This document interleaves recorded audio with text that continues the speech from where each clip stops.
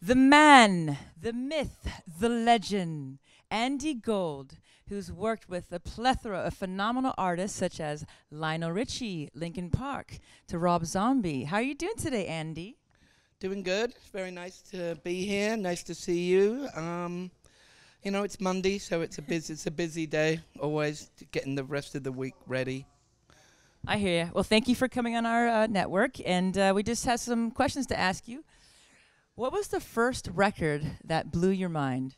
It was probably the Beatles' Revolver album, the album before Sgt. Pepper, because they started experimenting with music, and you could tell that music just wasn't going to be like a beat and a chorus, which had been up until then. And so, they went from "She Loves You, Yeah, Yeah, Yeah" to "Tomorrow Never Knows," which is this, turn on your mind, relax, and float downstream. And like, what does that mean? And then I found out what it means. I turned on my mind and relaxed and floated downstream. And that was really crazy to see that music could be something different. And then, one of my very first jobs was working for George Martin, who produced that record. So I sort of essentially was working for George Martin and the Beatles when I was just 15, which is beyond crazy. Was that the catalyst for you to get into the music business from that experience?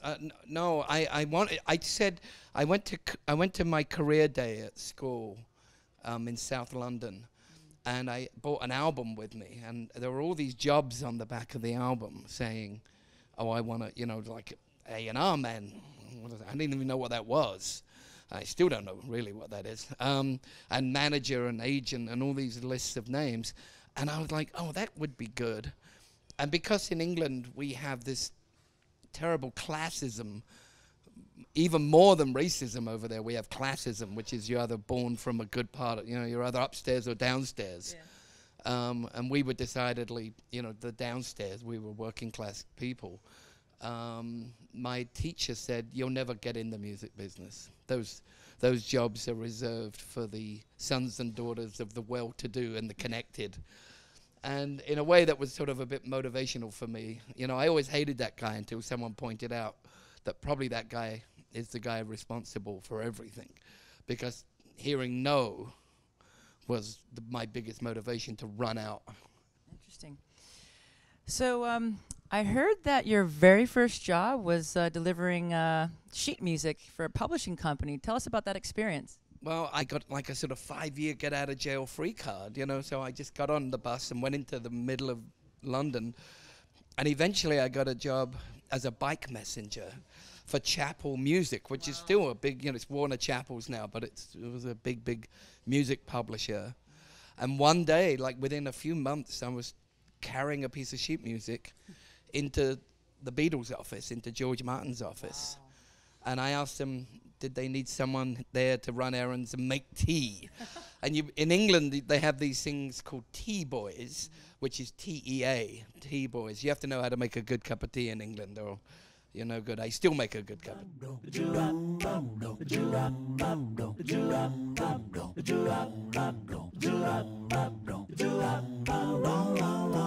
So we're back with legendary music manager Andy Gould.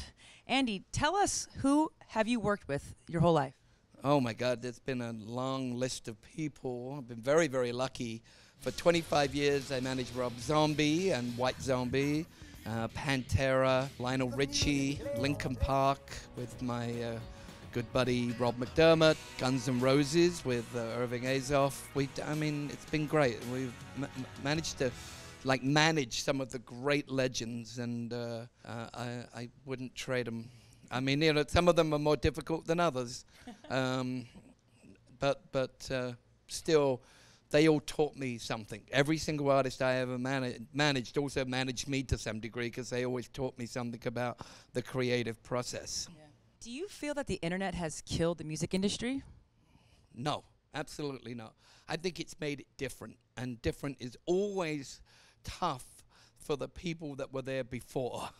It really is. It's just true. There was probably people. There were probably people making a lot of money making and selling typewriters, and then the keyboard, the computer keyboard came along. If you didn't start making them, you were out of business. And it's the same with the music business. If you don't embrace the technology, you don't embrace social media and all the different platforms, you're gonna die.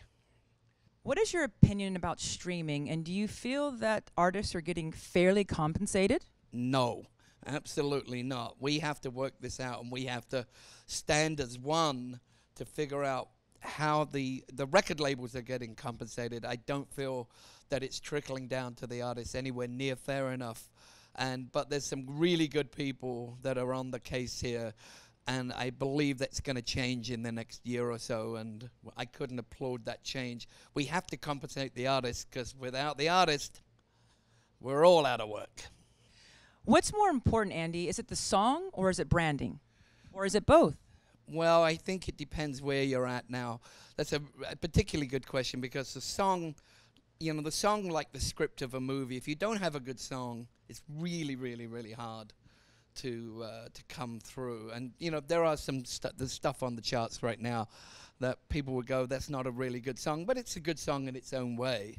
Whether it lasts or not, I can't really tell you, because, I didn't think we'd all still be singing We All Live in a Yellow Submarine 50 years later. Frankly, I wish we weren't, but, even the Beatles wrote a song that I don't like. So you don't know what's going to last or not. But you show me someone who can write great songs, Adele, Chris Stapleton. I'll show you someone who's going to have a 30-year career, not a 5-minute career. And branding is really important. I think people want to wear the brand of the artist. You see this with country. You see it really with heavy metal. And the brand reaches, there's nothing better than someone walking around with a shirt that says something, and someone goes, oh, that's kind of cool. And I remember someone coming up to me one time and saying, how come Rob Zombie is so instantly recognizable and my band isn't? And I kind of went and did a bit of research, and they'd never had the band on the cover of any of their albums.